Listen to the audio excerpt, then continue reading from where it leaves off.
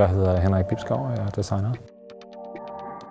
Jeg hedder Birgitte Anderberg, og jeg er museumsinspektør her på Statens Museum for Kunst.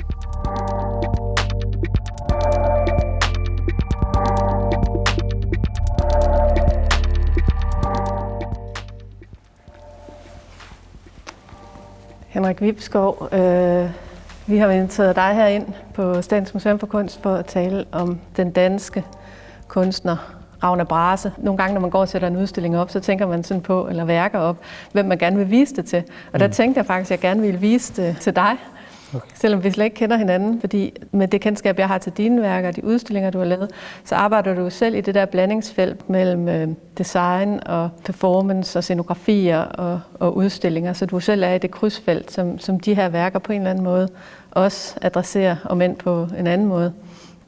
Så jeg er meget glad for, at du ville komme og tale om det. Tak. Ja, altså jeg kendte hende ikke. Det er virkelig dejligt at komme ind og se. Ja. Altså at lige opleve. Men skal vi måske sætte os ned?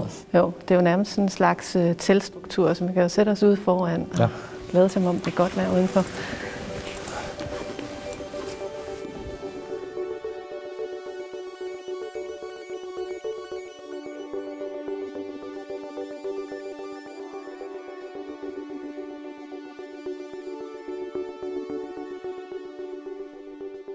Så jeg vil egentlig bare starte med at spørge dig, hvad du ser umiddelbart, når du møder de her strukturer. Jamen, det er en ret det er et underligt rum.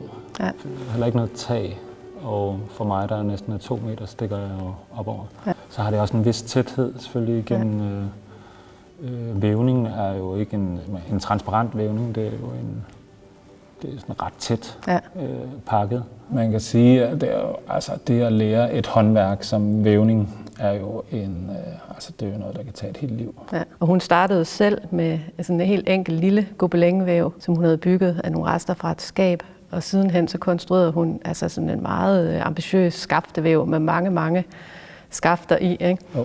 Som hun byggede af resterne af det hus, hun jo også selv byggede. Så den der meget basale tilgang til håndværket, det at kunne gøre det selv fra bunden, altså også selv at kunne karte sin uld og farve den med plantefarver. Og en søster har fortalt, hvordan hun tog matematikkurser for at lære det her, lære at lave de der udregninger, der skulle til. Altså det er jo en syret kombi af matematik og så æstetik. Ja. Så du har et grafikkort, du matematisk skal udregne. Ja. Tekstil, det er jo også noget, jeg opererer rigtig meget med, ikke? Og det er jo forunderligt fint. Der er forskellige faser af tekstilet, men blandt andet er det, at man har bevægeligheden, ikke? At man kan knytte, man kan væve, man kan strikke. Der er så mange muligheder, men det, at man har et materiale, som har den her bevægelighed, er jo det, der gør materialet virkelig anderledes end beton, træ, jern, men at man har den her fleksibilitet, som så har gjort, at tekstilet også, eller metoden i hvert fald, har virkelig vundet frem igennem mange tusind år. Jeg var i Sri Lanka ude i junglen og besøgte nogle vævere. Ja. Der sad de derude og havde sådan opbygget de her væve, som de selv byggede derude. Ja.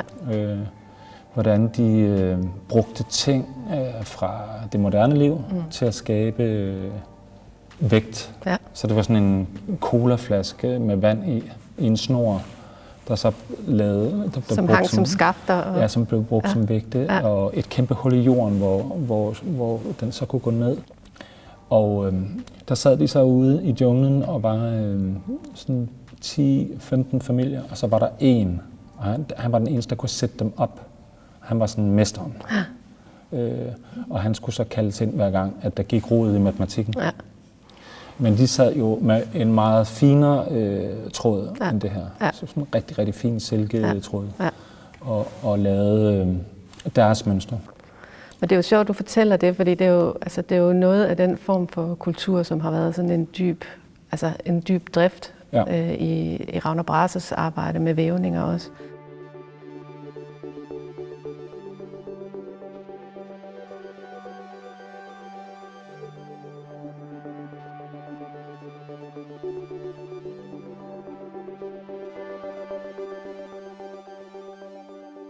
Altså umiddelbart, der er sådan nogle Altså sådan oplever jeg det i hvert fald sådan nogle referencer til noget lidt nordafrikansk. Libyen, Algeriet, Sahara, Marokko. Altså det har jo helt klart også været hendes egen oplevelse af det, at det var et afrikansk udtryk. Hun har jo gået rigtig meget på etnografiske museer og set på masker for eksempel, og afrikanske masker. Så jeg tror i virkeligheden, det er en oversættelse fra en anden form for afrikansk mønster, som så har ligget i maskerne, som hun så har oversat til tekstilet. Men det er i hvert fald helt klart, at der er den der afrikanske inspiration. Altså, jeg turde ikke at lave det i dags dato. Nej. Og man kan sige, at tiden har også flyttet sig i forhold til, jeg er helt sikker på, hvis jeg gik i gang med at lave et